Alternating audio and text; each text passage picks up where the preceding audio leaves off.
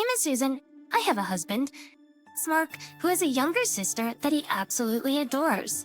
Perhaps because of the age gap and the fact that she was weak when she was little, my husband has always doted on his little sister.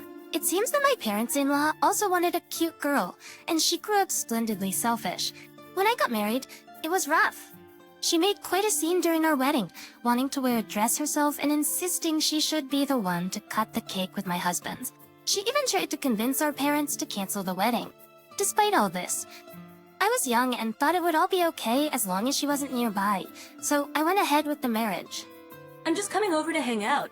Let me stay the night. Tomorrow you will show me the sights. That's Miss Squackacies? She lives in the next city over, doesn't she? Besides, both you and I have work tomorrow, and we haven't prepared for an overnight guest. It's no big deal. Achio, lick and knock. I'll take a day off and take her around. I coronats my smartest Christmas. Indeed, he'd even take time off work just for her. Even after our marriage, my husband's doting on his sister didn't stop. Every weekend, she would come over, eat lunch and dinner with us, and then stay the night. One time, she found the estimate I had hidden for a trip and said, "You're going on a trip, big bro. I want to come too." And he just said, "Well, can't be helped. I'll pay for it." So she ended up coming on our trip too, which of course made me very angry. It caused a huge fight after she left. I can't believe you! That estimate was for our honeymoon. You shouldn't have left it somewhere she could find it. In house inside the shelf of my private desk, an easy-to-find place. Well, she found it, so there's nothing we can do about it now. And sound, Sarah, your ice is... Lengthen the trip, then. Because you were so excited about it. No, not... I'm not... She's gonna be so upset. I'm about Yukim. I Chico then. I am stir than I what I wastefully. Estimate covers two people anyway, bro. Has their first season. When did that? And he really did go on the trip with just his sister. And he paid for all of it. This was the only time I thought about divorcing.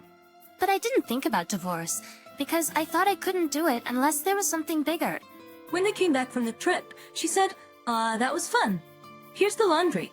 Susan, Why can't you wash your clothes? you're the sister-in-law, right? So you wash them. I don't know what she means by so, but that's just how it is. This is the state of affairs for everything. I wish you would say something, dear. But no, wait. Each of us sisters, and she couldn't handle it.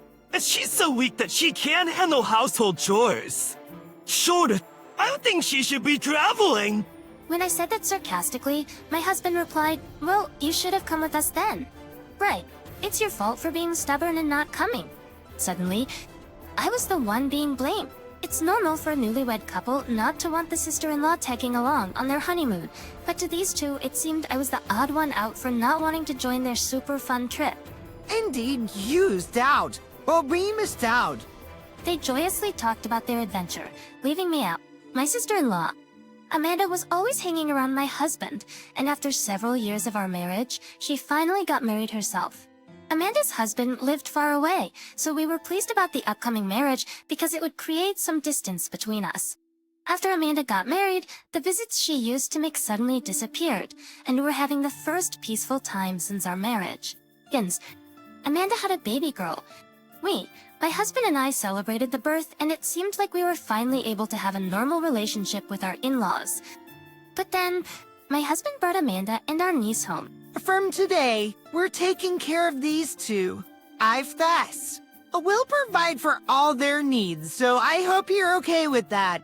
What? Then... Why? It's Quasicus. Happened to her husband. Apparently, he was having an affair, and when she confronted him, he became violent, so she fled. Is planning on divorcing him, but she doesn't have a place to stay. Right. We spare items, so I thought it's a good idea. This is temporary, right? Amanda worked today in her life. We can port her. I was getting dizzy. I knew he adored his sister, but I didn't expect this. What does Amanda think about this? I can't work because of my health, and I've been a stay-at-home mom, so I can't live any differently. Items were up when you don't plan on leaving? You want to abandon a single mother? Besides, you don't have any children. Consider this a trial run. I burst out laughing. Until now, I had thought that divorce would not be possible without a lot of trouble. But the moment I realized that this was a lot of trouble, I thought that I could get a divorce, and laughter welled up. What's so funny? And were you two keeping me out? Have you lost your mind? Maybe I have. Well, if that's what it is, so deal with it. Alright, you two can use my room. Seeing my apparent agreement, my husband smiled in relief. But I added, alright, so I'm getting a divorce. He looked shocked. That way, you'll have an extra room, and you can take care of Amanda and her daughter all you want.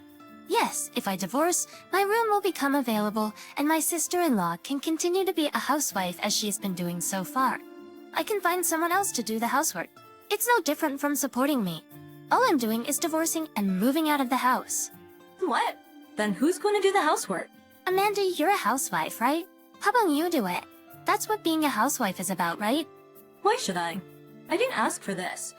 Well, neither did I, so we're in the same boat, aren't we? Saying this, I returned to my room and began to pack my belongings. You're telling me I have to support us alone? Of course. Did you claim you could support us knowing you couldn't? Faced with this, my husband's face became tight. Seems like that's true, huh? But I won't have anything to do with it anymore. We can discuss the rest later. Saying this, I left the house in the middle of the night. I got a hotel and contacted my parents. My parents were shocked at the unexpected call in the middle of the night, but they understood when I explained the situation, telling me I could return home tomorrow. Calls kept coming in from my husband and my sister-in-law on my cell phone, but it was too noisy, so I turned off the phone and went to sleep. When I woke up in the morning, there were a mountain of voicemail and emails. The general content was, I'm sorry for this sudden change. I'm waiting for your call. Sorry for the sudden request, but I have nowhere to go as I've also run away. Please come back. Please listen to what I have to say. Alongside these pleas were messages like, stop sulking and come back. I will be responsible for your belongings, but you're my brother's wife, so you better not defy me. You come back soon and make dinner okay. Threatening emails like this, and even some with violent language, had come in. I copied all of them and got them printed out at a convenience store on the way back to my parents' house. When I arrived at my parents' house, they greeted me, saying, why did you put up with this for so long? You should have come back sooner. Absolutely, you're going to divorce him, right? They were even angrier than I was. I had been worried about being scolded or being told that divorcing over something like this was an overreaction, but my anxiety and tension were released and I broke down, crying. I explained everything that had happened, how I had reached my breaking point when my husband brought home my sister-in-law and niece. They suggested that I should first contact my in-laws. After all, since I had left, I had not heard anything from my in-laws. It made me wonder, why hadn't my doting sister-in-law returned to her parents' house despite being cheated on? I decided to ask. When I went to visit my parents-in-law, it seemed that my sister-in-law's husband, Fear, was also there. I explained that my sister-in-law and niece were currently living with my husband, that I had rejected this, and ran away to my parents' house. I didn't expect Christopher to do such a thing, though. The way I mean at their affairs, Amanda. I understood after hearing from my sister-in-law's husband. She wouldn't be able to go to her parents-in-law's house then. I understand we spoiled her, but I didn't expect it to go this far. I'm really sorry for causing trouble to Susan, too. Then it occurred to me. I wondered if my husband knew the truth and was hiding it. Actually, I think my husband knew and brought her home on purpose. I believe so. It seems my sister-in-law used my husband as an alibi. With that in mind, I decided to draw out the two who seemed to still be hiding from my in-laws. I sent a single email to my husband. After thinking it over, I felt sorry for Amanda who was cheated on, and I think I should hear her out one more time. I'll come home tonight, so please wait for me. Deciding just to send that, I planned to go to my house at night, bringing my sister-in-law's husband and my in-laws. I had my sister-in-law's husband wait at the front door and rang the bell. When I rang the bell, I could hear the sound of someone rushing to the front door. As I opened the front door and said, "I'm home," both my sister-in-law and husband came out. You're late. The house was so messy that there was barely any room to step. It was hard to believe it had only been left unattended for a day. Seeing this, my mother-in-law pressed her temples, my father-in-law turned red-faced, my sister-in-law and husband, who had made it to the front door, turned pale-faced, and I was amused at the contrast. Oi, Dad and Mom here. This real freeze. And why is Christopher here to show? I thought it would be hard to take care of everything on my own. Hey, don't you think it's better if you get some help from your parents? I wasn't told Mom and Dad would be here. And Christopher, too. You're causing trouble even for your sister-in-law. What do you want to do? But having an affair is different. That's you percent weaker, Sam. Anja, you were cheating. Feigning surprise, I received a glare from my sister-in-law. But then outside burst your odd thing. When I looked at my husband, he was mumbling something, but he did not deny it. It seemed he knew about the affair. Oh, you lied about it and planned to have me take care of her. Or sworn to bark of thirster. Well, say for your family, so you would trust a man, right? Max. As if she went to in-laws' parents' house, you would definitely blame Amanda. She's a stranger to me. When I replied that, my sister-in-law said, "But I wasn't cheating. I was with my brother." I spoke with Christopher and saw the photos, but I don't know anything about it. Rather, you two were having meals together. We've been tiny out been dining out for a while. Go said that, didn't she? Why, I didn't know about the affair, And she just asked me to take pictures to create an alibi. Oh, please don't divorce me. Wait, brother? At this point, it seemed he realized he misspoke, but it was too late. My husband, who had confessed to creating alibi, had a face of regret. With that, the alibi is hopeless. Your parents heard everything you know. No, that was my brother. It's futile. There's plenty of evidence besides the alibi. I'm going to get a divorce. The husband of the sister-in-law pulled out documents from the bag he had. Out they came, plenty of evidence stuffed full into a brown envelope. Then he took out an IC recorder, which seemed to have recorded our current conversation. It seems it also recorded the fact that my husband was aiding in the fabrication of an alibi. I'll be asking for a divorce, too. No, there's no need for a divorce. Why would you think I could live with a person who knew about the affair and covered for it? Like, even if such a person exists. I can't! I can't literally. Let's get divorced.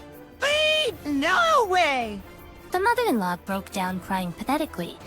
The father-in-law was about to hit someone, but he was desperately holding back, and his clenched fists were trembling. Then they turned to me and bowed their heads, saying, "Baby will strictly supervise this child. We will take care of Sarah until everything is over. Susan, we are sorry for the trouble." The sister-in-law, whose alibi had collapsed, was disheartened and kneeled down, and my husband, who seemed to have given up, stood frozen on the spot. After that, the sister-in-law and her husband divorced. My husband and I also divorced. When we divorced, the IC recorder borrowed from the sister-in-law's husband was submitted. I received a small alimony, and my short married life came to an end. The custody of the niece was handed over to the sister-in-law's husband, and I was relieved. The sister-in-law and husband seemed to be living under the supervision of their parents, and the luxurious and arrogant life was forbidden for them, and they seemed to be living a tough life. And the luxurious and arrogant life was forbidden for them, and they seemed to be living a tough life. Since then, I have occasionally been in touch with the sister-in-law's husband and have been allowed to see my niece. RAC, Thank you for that time. the sister-in-law's husband, bowed his head. No! I dependent special! I didn't do anything special. I waved my hand back and forth to deny it, but the sister-in-law's husband shook his head and said, "Actually, I was worried about whether I could get custody of my daughter. Custody is easier for the mother to get, and it seems that the father has a low chance of getting it unless there is a significant reason." Even though Amanda cheated on you, she's still young. It's difficult unless she can make her own decisions, but I thought I could definitely get it if there was the fact of cheating. And that the person who is involved in it will live with us at my wife's parents' house from now on. It seems that whether the fact that my husband was involved in the fabrication of the alibi could be confirmed or not was the key to whether or not he could get custody. So, I was able to get custody because Susan recognized the fact of the alibi at that time. I'm glad! Left me as I like. It seems that Sarah can live safely. It seems that my niece will live at the sister-in-law's husband's house from now on. I am currently living at home, and I am about to move back to living alone. I can't always rely on my parents. After all, I should trust my instincts. I should have called off the marriage then. I've had enough.